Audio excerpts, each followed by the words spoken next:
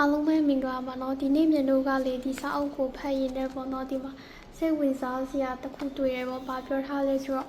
မြန်တို့တရုတ်လူမျိုးတွေအဲ့လိုမျိုးအရက်တောက်လို့ရှိရင်ကမ်ပိတ်လို့ပြောရမလားဒါဆိုရင်သူကကမ်ပိတ်လုပ်ရတဲ့အကြောင်းရင်းကိုသူပြောပြထားတယ်ပေါ့เนาะ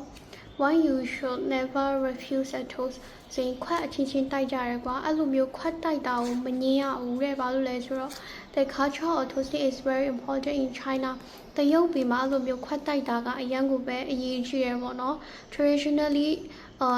ရိုးရာအစဉ်အဆက်အရာပေါ့နော် the host toast their guests to honor them ဘာလို့လဲဆိုတော့ခွက်တိုက်တဲ့ဟာကသူကကိုယ်အိမ်ကိုလာတဲ့ဧည့်သည်ကိုသူကလေးစားသမျိုးဂုဏ်ပြုတဲ့အနေနဲ့သူတို့ခွက်ချင်းတိုက်ကြတယ်ပေါ့ and is considered rude if you don't drink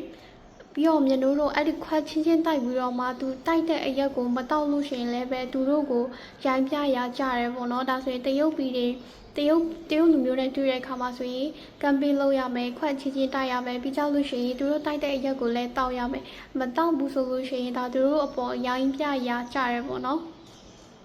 If you're going to propose a toast, make sure you toast everyone who outends you. ဒါဆိုရင်မြန်တို့ခွက်ချင်းချင်းတိုက်ကြတဲ့အခါမှာဆိုလို့ရှိရင်ဒီထဲမှာ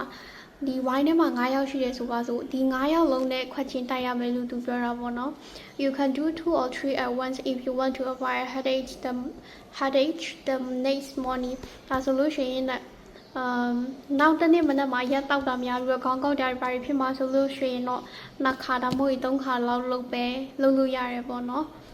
and standard when you put in a inferior position to those who are seated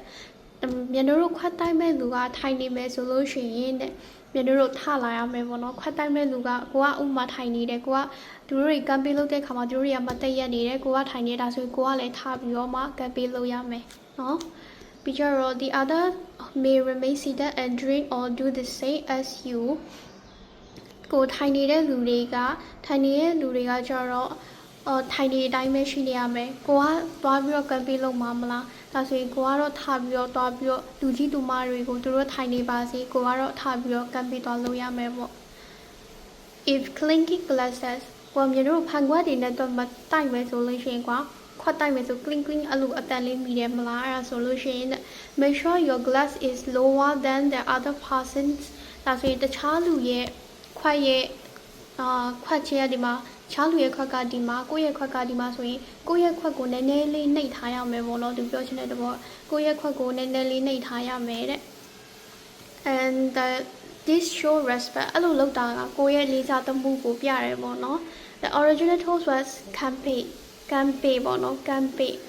which mean drying the cup campaign ဆိုတာမျိုးတို့တရုတ်မှာဆိုရင်ကန်းကကြတော့6တာပေါ့နော် dry ဖြစ်တဲ့ပေါ့ပေးကကြတော့ခွက်ဒါဆိုရင်ကန်းကကြတော့6တာပေးကကြတော့ပေးကျဆိုခွက်ပေါ့နော်ဆိုရင်ခွက်ကိုကိုအောင်တောက်လိုက်မယ်ပေါ့ဆိုရင်ကန်းပေးခွက်ကိုကိုအောင်တောက်လိုက်မယ်လို့ပြောချင်တာပေါ့နော် if you don't drink down your drink မင်းရဲ့ခွက်ကိုမနှိမ့်ချထားဘူးသူတပားရဲ့ခွက်နဲ့နှိမ့်နေအောင်မထားတော့ဘူးဆိုလို့ရှိရင်တဲ့ they were seen as disrespectful ဒီလိုမျိုးလောက်တာကသူ့ကိုပေါ့မလေးစားရကြတယ်ပေါ့နော် and now people may you show you as you wait မြန်တို့အခုခေတ်လူမျိုးတွေကကြတော့